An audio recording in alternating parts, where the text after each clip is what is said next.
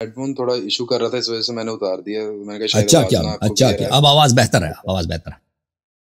شکریہ، آپ نے تفصیلاً اس کا جواب دے دیا. دوسرا سوال علیہ یاری صاحب میرا آپ سے یہ تھا کہ موسیقی کے حوالے سے ہمیں جو ہے وہ بتایا جاتا ہے تاریخ اسلامیہ میں کہ اس میں جو ہے نا وہ دف وغیرہ بجایا گیا، رسول اللہ کی آمد پہ طلع البدر علینا وغیرہ کے جو کلمات ادا کیے گئے ہجرت کے وقت رسول اللہ جب مکہ سے مدینہ آئے. تو اسی حوالے سے میرا سوال ہے کہ اسلام میں شرعاً میوزک کی یا ترنم کی اگر اجازت ہے تو کس حد تک اجازت ہے، اور غنا کی اصل جو اصطلاح ہے وہ کیا ہے؟ دیکھیں وہ جو ہے، دیکھیں جس کو ہم میوزک کہتے ہیں وہ ہر لحاظ سے حرام نہیں ہے، لیکن کوئی ایسی چیز ہو یا روایات، مختلف روایات کو دیکھ کر دیکھیں. یہ اس کی بحث اس میں کچھ تفصیل ہے، وہ آپ کو روایات دکھانا ہوگا مجھے، لیکن اس کا خلاصہ یہ ہے جی کہ جو وہ ایسے نغمے اور ایسے گانے جو مجلس ہے، جو گناہ کی مجلس ہے، جو پرانے زمانے میں لوگ جمع ہوتے تھے، اس میں لڑکی کو نچاتے تھے، شراب آتا ہے، شراب پیتے ہیں، اب بھی ہوتا ہے نا، لڑکی ناچ رہی ہے، لڑکی نہیں ناچ رہی، بہرحال لوگ گانا سنا رہے، لوگ شراب پی رہے ہیں. تو اس طرح کے گناہ کی جو محفل ہیں، اس کے اگر ہوں تو یہ حرام ہے، ٹھیک ہے نا. اگر اس کے ہوں تو وَإِلَّا مُطْلَقًا غنا بولتے ہیں. غنا کس کو بولتے ہیں؟ کہ آپ گلے میں سے جو گانا ہوتا ہے آپ ترنم کریں، یہ حرام نہیں ہے. آپ ترنم کریں بھائی، آپ اچھی آواز کے ساتھ پڑھیں، کسی چیز کو، شعر کو پڑھیں یا کسی بھی کہانی کو پڑھیں، کسی قصیدے کو پڑھیں، یہ حرام نہیں ہے. لیکن وہ جو گناہ والے ہیں وہ حرام ہے، ٹھیک ہے نا، گناہ والے ہیں تو حرام. جی. اوکے. ہاں. اور آلات موسیقی کے حوالے سے علیہ یاری صاحب کیا موقع؟ آلات موسیقی بھی یہی ہیں، مکتب آلات موسیقی بھی یہی ہیں کہ اگر کوئی چیز ایسا ہے جو گناہ والے مجالس کے والے ہیں نا تو وہ حرام ہے، اللہ حرام نہیں ہے بذات خود. شکریہ. علیہ یاری صاحب لیکن اس میں آپ اس کا کلی قاعدہ یہی ہے، لیکن اس کے خصوص میں ڈیٹیل میں جائیں گے تو اس میں روایات وغیرہ مزید ہے. تو اس کا جو ہے، اس کا جو خلاصہ میں نے آپ کو بتا دیا، اس کی تفصیل جو ہے وہ روایات کھول کے وہ ایک ایک پڑھ کے وہ آپ کو بتانا ہوگا نا، تفصیل اس طرح ہوگا. انشاءاللہ وہ انتظار رہے گا اس کا بھی، اور آپ کی وہ منہج مکتب تشیع اور مکتب تسنن کے جو رد پہ آپ نے بات کی ہے اس کا بھی انتظار رہے گا. علیہ یاری صاحب ایک واقع جو تہمت لگائی گئی تھی عائشہ پر، اور اس حوالے سے سورہ نور کی آیت مجیدہ کا نزول ہوا کہ ان کی پاک دامنی کا خداوند متعال نے جو ہے وہ ذکر کیا. تو آیا کہ اس کا شان نزول یہی ہے جو جماعت عمریہ بیان کرتی ہے، یا اس کا کوئی اور شان نزول؟ میں آپ کو بتا دیتا ہوں، میں بتاتا ہوں، میں تو ڈسنا. میں انتظار کرتا پیا تھوڑی پنجابی دا. اوکے، ایک منٹ میں کتاب لے کے آتا ہوں. اوکے جی بسم اللہ. ایک منٹ میں کتاب لیتا ہوں آپ کے لیے.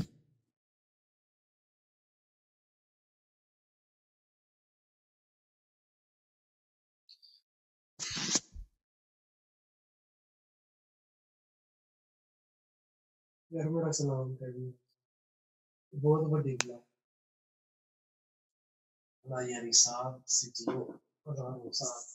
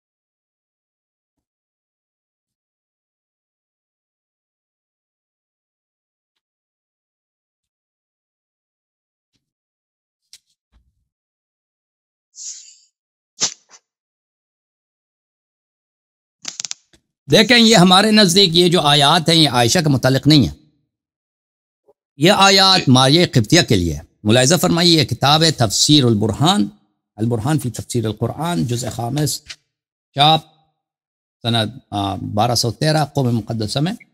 اعوذ باللہ من الشیطان الرجیم، آیہ سورہ نور. اعوذ باللہ من الشیطان الرجیم. ان الذين جاءوا بالافك عصبة منكم لا تحسبوه شرا لكم بل هو خير لكم.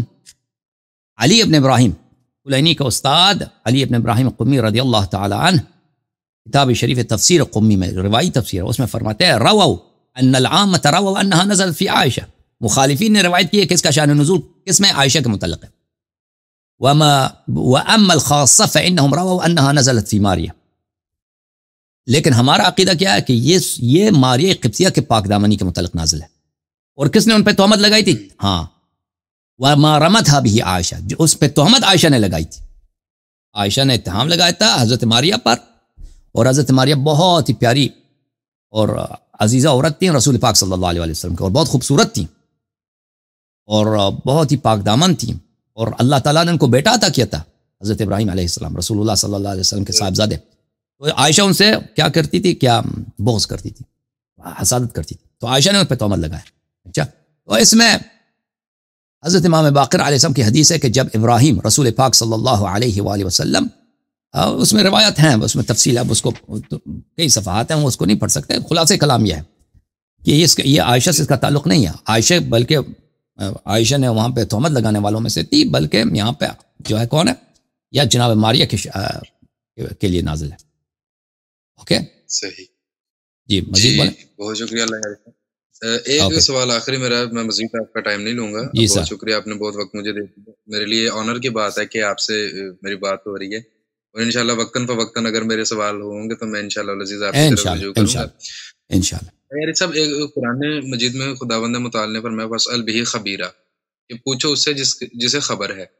ٹھیک ہے، تو ایک سوال اجتہاد و تقلید کے حوالے سے لوگ یہ کرتے ہیں کہ اگر مجتہدین اور مراجع اگر وہ احادیث کا استنباط کر کے ہمیں ایک فقہی مسئلہ بتاتے ہیں تو ان سے فقہی مسئلہ پوچھنے میں کیا حرج ہے؟ تقلید کو ایک سائڈ پہ رکھ دیتے ہیں، فقط فقہی مسئلہ حجت نہیں ہے نا، حجت نہیں ہے. تقلید یہ ہے کہ وہ اس کو حجت مانتے ہیں. تقلید یہ ہے کہ آپ کو حدیث کو حجت نہیں مانتے، آپ اس کے کلام کو حجت مانتے ہیں اور کہتے ہیں کہ ہمیں حدیث نہیں سمجھا. دیکھیں آپ حدیث کیا کہتے ہیں. ابھی میں نے جو آپ کو جواب دیا کہ اس کے متعلق میوزک کے متعلق، آپ میری بات کو تو حجت نہیں سمجھتے نا. ہم اللہ یری نے یہ جواب دیا، ہو سکتا ہے اس کے بعد اس نے حدیث کوئی نہیں دکھائی، ہو سکتا ہے صحیح ہو اس کا غلط ہو. ٹھیک ہے نا، میں نے جو دکھایا، میں نے اپنے ریسرچ کا نتیجہ آپ کو دکھا دیا کہ یہ بھائی غنا یہ ہے. اب میں نے آپ کو کہہ دیا کہ اس کے تفصیل میں آپ کو حدیث دکھانا ہوگا کیا ہے. مجتہد کیا کہتا ہے؟ مجتہدین یہ کہتے ہیں کہ پہلی بات ہے کہ وہ صرف حدیث کو نہیں دیکھتے، وہ اپنے سے بھی ملاتے ہیں، کہتے ہیں ہمارا عقل بھی حجت ہے. پہلی بات یہ ہے. دوسری بات یہ ہے کہ وہ اس کو حجت سمجھتے ہیں. اگر آپ تقلید یہ ہے کہ ابھی آپ نے اگر میری بات کو حجت سمجھا نا، قرآن و حدیث کے بجائے میری بات کو حجت، یہ بدعت ہے. وَإِلَّا آپ سوال کریں، سوال کرنا دین پہ عمل تبھی کریں گے کہ آپ سوال کریں گے، سیکھیں گے. سیکھنے وہ سوال کرنا آپ عالم سے نہ پوچھے تو کس سے پوچھیں؟ لیکن کس عالم سے پوچھنا ہے؟ ہم نے اس عالم سے جو صرف اور صرف اہل بیت علیہ السلام کو حجت سمجھتا ہے. ٹھیک ہے نا، کچھ اپنے سے ملا دے، کچھ اہل بیت، وہ تو دین ہی نہیں ہے، وہ تو کافر ہیں. اور پھر وہ عالم کی بات کے بھی حجت نہیں ہے، کیونکہ وہ معصوم نہیں ہے، کیونکہ اللہ نے اس کو حجت نہیں بنایا. عالم سے ہم پوچھیں گے، اگر اس نے جواب دے دیا بھائی، اگر اس نے حدیث دکھایا تو بالکل ہم تسلیم کریں گے، ہم مانیں گے. اگر اس نے حدیث نہیں دکھایا تو ہو سکتا ہے اس کی بات صحیح ہو سکتا ہے اس کی بات صحیح نہ ہو، لیکن ہم اس کو حجت نہیں مانیں گے. تقلید میں اور اس میں یہ فرق ہے. ٹھیک ہے، حلال حرام کے مسائل میں وہ مجتہدین نے کیا کیا؟ بالکل حدیث کے راستے کو بند کیا. وہ کہتے ہیں آپ کو سمجھ ہی نہیں آ سکتی. ظلم تو یہ ہے نا. صحیح. وہ کہتے ہیں آپ کو سمجھ ہی، ہم بتائیں کہ آپ کو سمجھ ہی نہیں، آپ خود جا کے مجتہد بنے 30 سال. ہم کہتے ہیں 30 سال پڑھنے کی ضرورت نہیں ہے. اگر آپ لوگوں کو حدیث سنائیں، لوگوں کو سمجھ آئے گی. آپ بتائیں تو صحیح، لوگوں کو سمجھ آئے گی. کیوں آپ جھوٹ کہہ رہے ہیں کہ نہیں سمجھ آ سکتی؟ لوگوں کو سمجھ آئے گی. اور آپ کی بات اور اس بات کا بہانہ کرنا کہ لوگوں کو سمجھ ہی نہیں آ سکتی اس لیے میرا کلام حجت ہے، یہ بدعت ہے. یہ اللہ کے دین کے خلاف ہے. اہل بیت علیہ السلام نے یہ نہیں بتایا. اہل بیت علیہ السلام نے علماء کو یہ حکم دیا ہے کہ تم ہماری باتوں کو لوگوں تک پہنچا دو، ہمارے اقوال کو لوگوں تک پہنچا دو. علماء کا یہ کام ہے. علماء کا یہ کام نہیں کہ کہتے کہ بھئی آپ سمجھ ہی نہیں آ سکتی. میرا کلام آپ کے لیے حجت ہے، اور میرا کلام اس کا مصدر کیا ہے؟ کچھ حدیث ہے، کچھ میں اپنے آپ سے ملا لیتا ہوں. ٹھیک ہے نا، یہ ظلم بالا ظلم ہے. ٹھیک ہے نا، فرق سمجھ آئے نا. ہاں، وہ ان کا فراڈ ہے. یہ علماء مجتہدین کا فراڈ ہے. کہتے ہیں دیکھیں تقلید تو یہ ہے کہ آپ عالم سے پوچھ لیں. اب دیکھیں اخباری یہ کہتے ہیں کہ آپ نہیں پوچھ سکتے، آپ خود جا کے پڑھیں. یہ ان کا فراڈ ہے. ہم یہ نہیں کہتے ہیں. وہ پوچھنا بہترین کام ہے. سیکھنے کے 2 مراحل ہیں. سیکھنا ایک مرحلہ کہ آپ پوچھیں، دوسرا مرحلہ کہ آپ سنیں. اس کے علاوہ سیکھنا کس کو کہتے ہیں؟ بھائی یہ اتنے بے ایمان ہیں، یہ اتنے ڈس آنیسٹ ہیں. اس طرح فراڈ کے ذریعے تقلید کو لوگوں کو ایک جھوٹی بات سنا کر وہ تقلید کو اس طرح منواتے ہیں. کوئی بھی سوچے ان کا پورا طریقہ ہی فراڈ ہے، فراڈ انڈر فراڈ، جیسا جماعت عمریہ کا بہترین کام ہے کہ آپ عالم سے پوچھیں، لیکن وہ عالم جو اہل بیت علیہ السلام کے احادیث کو آپ کو سناتا ہے اس عالم سے، وہ عالم جو نہیں، وہ کہتا ہے آپ سمجھ ہی نہیں سکتے بھائی میری بات، وہ سب اس کے منہ پہ تھوکنا چاہیے ایسے علماء کے منہ پہ، ان کا طریقہ ہی کفر ہے جی۔ یہ اس سے بڑا کفر کیا بھائی، اس سے بڑا کفر کیا، اس سے بڑا دشمنی آل محمد علیہ السلام کے ساتھ کیا کہ آپ کہتے ہیں کہ بھئی آپ سمجھ ہی نہیں سکتے میری بات آپ کے لیے حجت ہے، وہ ہے نا کہ آپ کسی مولوی کے پاس جائیں، کہتے ہیں اس عورت کے ساتھ میرے نکاح کر دو، وہ کہتے ہیں کہ بھئی یہ تو آپ کا شوہر خوبصورت ہی نہیں، میں اپنے سے وہ بناتا ہوں نا، میں اپنے سے آپ کو عقد کرتا ہوں ٹھیک ہے نا، یہ تو اس طرح یہ فراڈی یہی کرتے ہیں شیعوں کے ساتھ، بھئی آپ کو حدیث سمجھ ہی نہیں آ سکتی، میرا کلام آپ کو حجت ختم بات۔ صحیح۔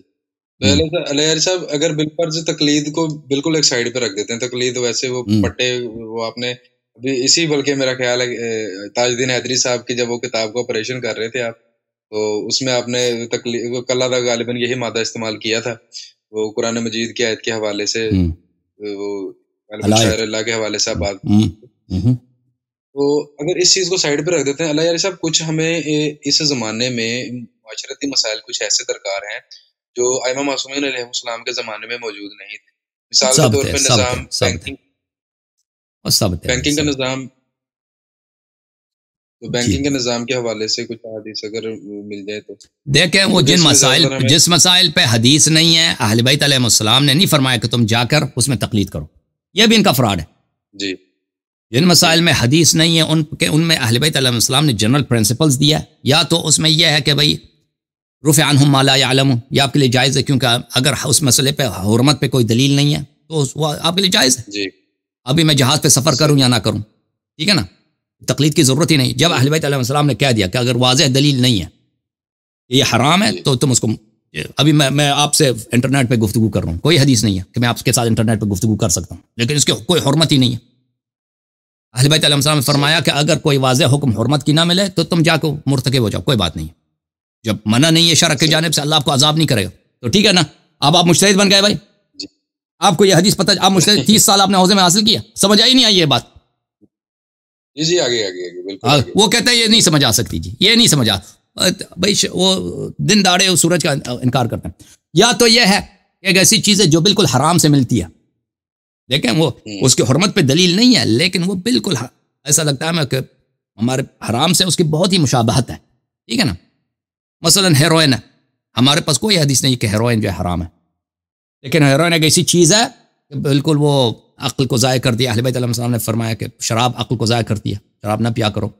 اہل بیت علیہ السلام نے فرمایا کہ بھئی یہ جو چیز تمہارے لیے بہت مضر ہے اس سے بچا کرو، ٹھیک ہے نا، تو یہ جو ہے بالکل شراب سے بھی ملتی ہے، اور اللہ تعالیٰ آپ کا بھلا کرے زہر سے بھی ملتی ہے، ایک ایسی چیز ہے زندگیوں کو تباہ کر لیتا ہے۔ اس پہ ہمارے پاس دلیل نہیں ہے کہ ہیروئن حرام ہے، لیکن یہ کیا ہے، اہل بیت علیہ السلام نے فرمایا وہ چیز جو بالکل حرام جیسا ہو، اگر اس کے پاس متعلق تمہارے پاس دلیل، اس کا مرتکاب نہ کرو، اس کو پیچھے ہٹ جاؤ۔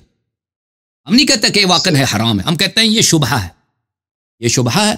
اہل بیت علیہ السلام کا حکم یہ ہے کہ شبہہ جب آ جائے شبہہ کا ارتکاب نہ کرو، شبہہ کا ارتکاب نہ کرو، ٹھیک ہے نا۔ تو عرض یہ ہے کہ اگر کسی مسئلے پہ نص نہیں ہے، روایت نہیں ہے، تو اس کا مطلب یہ نہیں کہ کسی بھی حدیث، اگر کسی حدیث میں ہوتا ہے نا کہ اگر نص نہیں ہے تو چپ مجتہدین کے فتوے پہ عمل کرو، تو ٹھیک ہے بھائی، ہم کہتے ہیں کہ بھائی نہیں، لیکن یہ بھی ان کا فراڈ ہے مجتہدین کا، کہتے ہیں بھائی حدیث نہیں ہے تو ہمیں تقلید کی ضرورت ہے۔ بھائی وہ مجتہد پہ کیا وحی آتی ہے؟